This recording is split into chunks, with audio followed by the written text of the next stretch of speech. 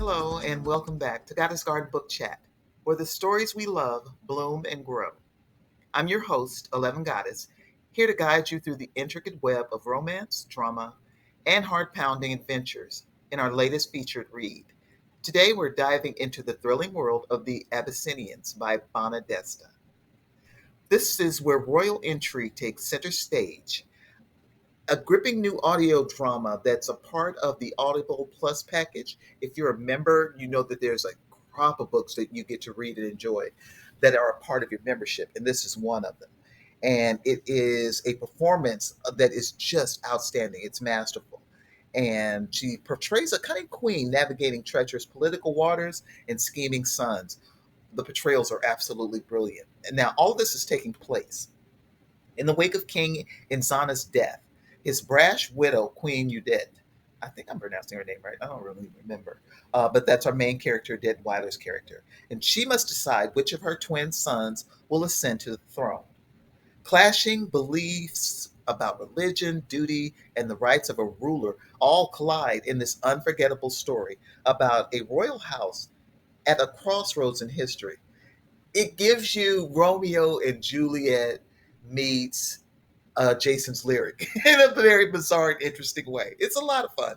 So the conversation never ends here. I found this, I brought this to us as a group, and I hope we're going to enjoy it. So let's dive in. All right, book lovers, let's talk about something truly special. The Abyssinians by Banna Desta, an Audible original that's as powerful as it is poetic. This isn't just a story, it's an experience, a journey through Ethiopian history, culture, and the timeless struggle between legacy and change. And with a stacked cast like Danielle Deadwyler, Phillip Brannon, André de Shields, Chukwudi Iwuji, Zainab, and Arsema Thomas, you already know you're in for something special. Let's start with the narration. Danielle Deadwyler is phenomenal. Her voice doesn't just tell the story, it lives in it. The rhythm, the weight behind her words, she makes the world feel real, as if you're hearing a story passed down through generations. And then the performances? Phillip Brannon as Yared carries the heart of the story. He's a man caught between expectation and desire. André de Shields as Haile Selassie? Unmatched. Every word he speaks feels like prophecy, like history itself is whispering to you. Let's take a closer look at the characters and their journeys. Yared, Phillip Brannon, is the reluctant heir to a legacy, constantly pulled between duty and freedom. His transformation is gradual, but every decision he makes shapes his fate and those around him. His final choice? A moment that lingers long after the last words are spoken. Meet Tafari, Chukwudi Iwuji, the catalyst of change.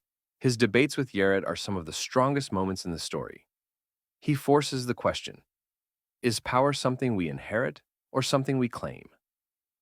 Meet Haile Selassie, André de Shields.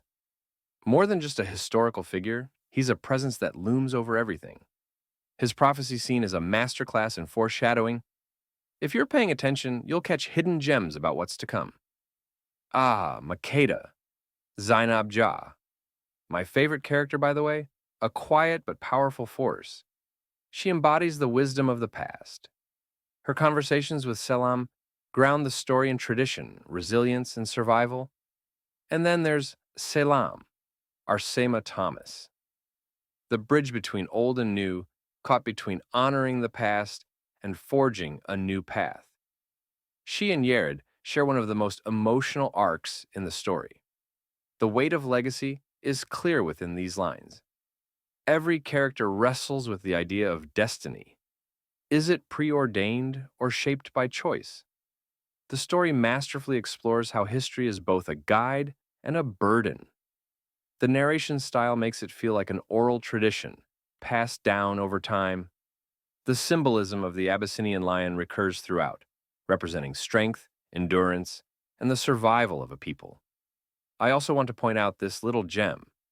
The Yared versus Tafari conversation about leadership, power, and revolution feels timeless. This could be happening anywhere, in any era. My final thoughts on this are if you love historical fiction that immerses you in a time and place, this is a must listen. The cast is flawless, the writing is lyrical, and the themes are universal yet deeply personal. It's not just a story, it's a meditation on history, power, and the choices that define us. And let me tell you, the final moments of this audiobook, chilling, poetic, powerful. All right, that's my deep dive into the Abyssinians. What did you think? If you've listened to it, I'd love to hear your thoughts. Let's keep the conversation going. Okay, I hope you've enjoyed the deep dive that I put together. I did a lot to put this in a proper perspective. I hope you enjoyed the artwork that I put together. That was a lot of fun. So, really, the Abyssinians isn't just a story. That's why I worked so hard on it. It's a window into history, a meditation of legacy, and a reminder that the past is never truly behind us. It breathes, it lingers, it speaks through the choices we make today. Throughout this powerful narrative, unforgettable performances, and a story woven with care, we are reminded that history isn't just something we read about, it's something we carry. The weight of tradition, the call for change, the struggles that define our own path are all alive. And it's all in this story, and it's all inside of us. And it's just as it is in everyone's lives. All we have to do is draw from these ancestral tales and make them a part of our daily lives. So, as we close this journey, I leave you with this thought. What do we owe the past, and how do we shape the future while honoring where we've come from? Because that's the question. The Abyssinians ask us to consider, really at the core of this book, that's what this book does, it asks that question. So, to all of you who came to this journey with me, came through this journey before me, and joined me, thank you. I'm so glad you're part of this conversation. Keep reading, keep questioning, and keep exploring the stories that challenge, inspire, and transport you. And most of all, never forget that the power of your voice in shaping the legacy you leave behind is just as important. To all of our GGBC members, subscribers, and visitors, thank you so much for joining us today. Your love of great stories and your thoughtful engagement makes this community so very special to me, and I cannot tell you what it means to have you here. If you enjoyed this discussion and you want to help us grow, please consider subscribing to this channel and leave a like, sharing a little bit more information about your journey in our chat or with someone else that enjoys great books just as you do. Every subscription, every comment that you share helps bring us more exciting book reviews, discussions, and deep dives. And so, for our newcomers, welcome to the garden. We're so glad to have you here, and we hope you'll stick around and make this your book home. In the meantime, and in between our time together, stay curious, stay engaged, and I'll see you in the next story.